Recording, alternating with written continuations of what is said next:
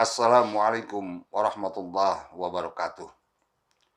Menyambung kepada jilid kedua tentang sahabat Sa'id bin Amir yang sudah sampai di kota Hum, bagian negeri Syria. Beliau diangkat oleh Umar ibn al-Khattab sebagai khalifah di negeri tersebut yang awalnya Sa'id menolak, namun bujukan dari Khalifah Umar ibn al-Khattab terpaksa tugas ini ia emban. Tentunya dengan penuh kejujuran, dengan tawadu, dengan memegang amanah sebagai pemimpin, maka dalam sekejap kota Hum terbilang kota yang sangat makmur karena dipegang oleh pemimpin yang amanah. Maka wajarlah istrinya yang baru ia nikahi dan merupakan pengantin baru pada saat ia datang ke kota Hum ingin membelanjakan hartanya untuk dibelikan kebutuhan rumah tangga dan pakaian-pakaian tentunya, dan sisanya ia akan simpan. Namun Sa'id bin Amir membujuknya untuk tidak melakukan hal-hal yang demikian, yaitu membeli pakaian ala kadarnya dan sisanya ia bagikan kepada fakir miskin di kota Hum. Singkat cerita, negeri Hum terus berkembang dan Khalifah Umar ibn al-Khattab mendengar tentang perkembangan kota Hum dan ia menyampaikan kabar gembira ini kepada Sa'id bin Amir. Wahai Sa'id bin Amir, engkau sangat disanjung oleh penduduk kota negeri Hum. Apa jawaban Sa'id bin Amir? Mungkin karena saya menolong dan membantunya ya Khalifah. Singkat cerita, Khalifah Ibnul Khattab datang ke negeri Hum dan menanyakan kepada para pembesar kota Hum untuk menanyakan apakah selama Sa'id bin Amir melakukan tugasnya ada melakukan kesalahan dan kecurangan. Sebagian besar para tokoh yang berada di kota tersebut, para pejabat yang berada di kota tersebut, semua mengakui kehebatan tentang Sa'id bin Amir. Namun kita ketahui, dimanapun apabila ada seorang pemimpin, walaupun ia jujur, walaupun ia cerdas, walaupun ia dicintai oleh rakyatnya, tetap saja ada orang yang tidak suka. Itu pun terjadi kepada Sa'id bin Amir. Maka majulah ke hadapan Khalifah Umar ibn al-Khattab yang mengatakan, wahai Khalifah Umar ibn al-Khattab, saya ingin mengajukan tentang kekurangan Sa'id bin Amir. Ada 4 hal yang tidak dilaksanakan oleh Sa'id bin Amir. Kemudian Khalifah Umar ibn al-Khattab bertanya, apa saja kekurangan ataupun kekecewaan yang kamu hadapi bila ditangani oleh Sa'id bin Amir ini? Maka pejabat itu pun menyampaikan, yang pertama, Sa'id bin Amir sebagai pemimpin, dia tidak pernah keluar rumah kecuali matahari sudah tinggi. Yang kedua, Sa'id bin Amir tidak mau menemui kami di malam hari.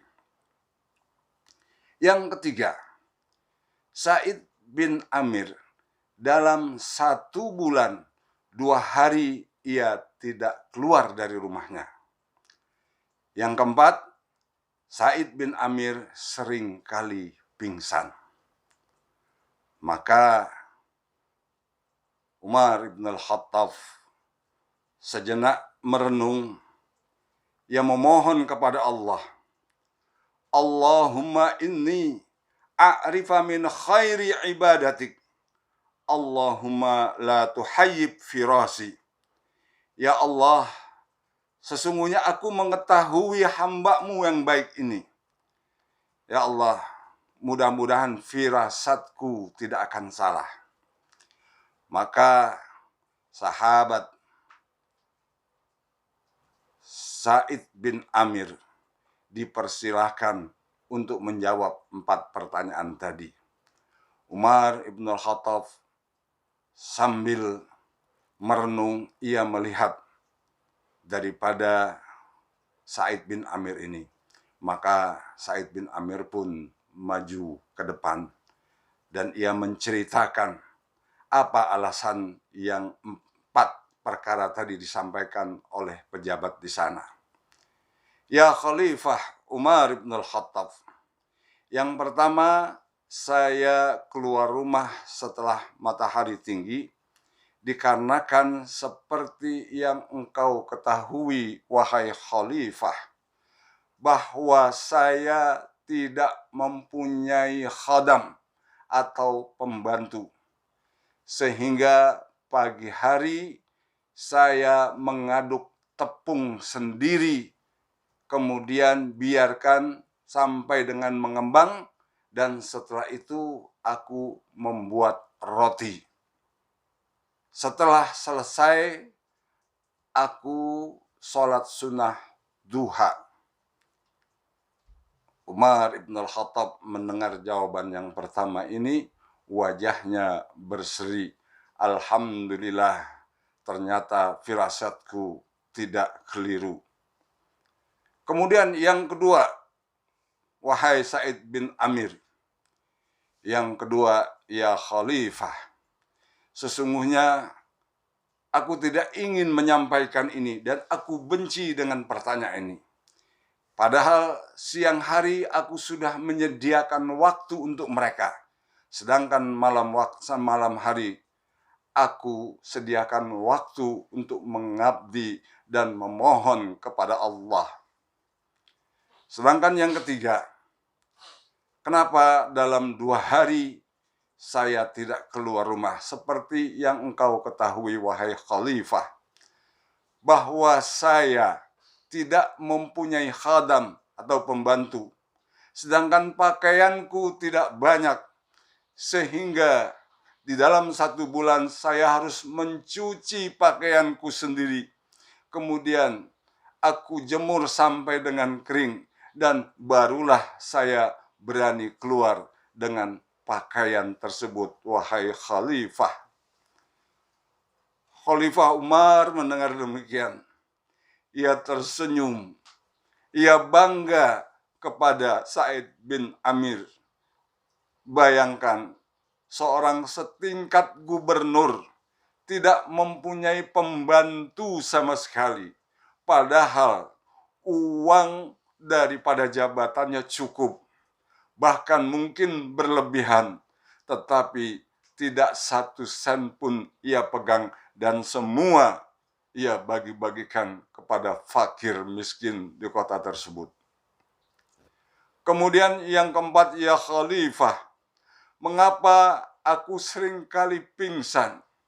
Seperti yang engkau ketahui, aku menyaksikan sahabat Khubayb bagaimana ia disiksa oleh kaum kafir Quraisy, dan aku menyaksikan pada saat itu bagaimana daging Khubayb disayat, kemudian ia diangkat ke tandu dan ia dibujuk agar maukah tempatmu ini digantikan oleh Rasulullah. Khubayb menyatakan bahwa aku tidak ingin keluargaku nyaman, tentram, aman, sementara Rasulullah celaka. Bahkan aku tidak ridha dan tidak ikhlas apabila Rasulullah walaupun hanya tertusuk oleh duri. Dan pada saat itu aku menyaksikan dan tidak berbuat apa-apa. Dan waktu itu aku masih kafir. Sehingga bila aku teringat tersebut, Aku menangis dan gemetar. Aku takut Allah akan murka kepadaku. Allah akan marah kepadaku karena aku tidak melakukan apa-apa, wahai Khalifah Umar ibn al-Khattab. Maka Allah memberikan aku, seringkali mengingat hal tersebut aku jatuh pingsan. Maka Khalifah Umar ibn al-Khattab menarik Sa'id bin Amir, kemudian dirangkul, dicium pipinya, keningnya yang bercahaya. Umar menyatakan, Alhamdulillah, Alhamdulillah, engkau telah melaksanakan tugasmu dengan baik. Petunjuk macam apakah yang telah diperoleh makhluk seperti dia? Guru dari kaliber apakah Rasulullah Sallallahu Alaihi Wasallam? Dan sinar tembus apakah kitabullah? Corak sekolah manakah yang telah diciptakan oleh Rasulullah Sallallahu Alaihi Wasallam dan bimbingan dan meniupkan inspirasi seperti ini? Mungkinkah bumi dapat memikul di atas punggungnya jumlah orang yang cukup banyak, tokoh-tokoh seperti dia? Apabila ada tokoh-tokoh seperti ini di dunia ini, maka bukan dunia lagi namanya, pasti Firdaus. Karena tidak banyak di muka bumi ini adalah orang-orang yang seperti Sa'id bin Amir. Dengan jabatannya, uang yang banyak, harta berlimpah, ia tidak pernah bergeming dan hilaf untuk memakai. Bahkan banyak sahabat-sahabatnya yang memberikan nasihat, mumpung engkau masih menjabat sebagai gubernur, sebagai penguasa, maka tidak ada salahnya engkau memberikan kepada saudara-saudaramu, pada saudara-saudara istrimu. Apa jawab daripada Sa'id bin Amir? Aku tidak ingin menjual semua itu untuk kesenangan orang-orang yang berada di sekelilingku. Dan aku ingat Rasulullah Shallallahu Alaihi Wasallam pernah bersabda, nanti pada saat di pengadilan ada sekelompok orang-orang miskin yang berlarian ke depan seperti burung-burung merpati yang berterbangan langsung menghadap kepada Allah. Dan seseorang memanggilnya, nanti dulu, berhentilah karena engkau belum dihisab. Lalu Allah menyatakan, biarkanlah orang ini masuk ke dalam surga terlebih dahulu, karena tidak ada harta atau pertanggungjawaban dari harta yang dimilikinya, dan aku menginginkan hal tersebut. Maka orang seperti apakah Sa'id bin Amir ini?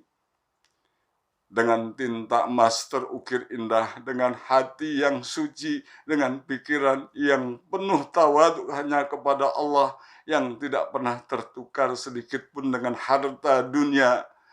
Pada tahun 20 Hijriah, Sa'id bin Amir menemui para sahabat-sahabat yang telah mendahulinya, terukir di dalam sejarah dengan tinta emas, dengan kesabaran, dengan kebesaran jiwanya. Maka beliau adalah termasuk orang yang bersahaja, orang yang sederhana, tetapi mempunyai jiwa yang besar.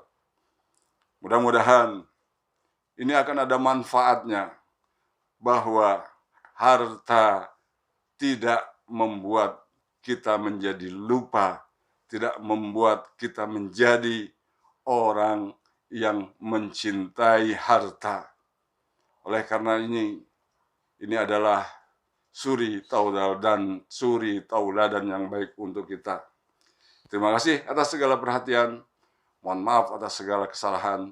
Billahi taufiq wal hidayah. Assalamualaikum warahmatullahi wabarakatuh.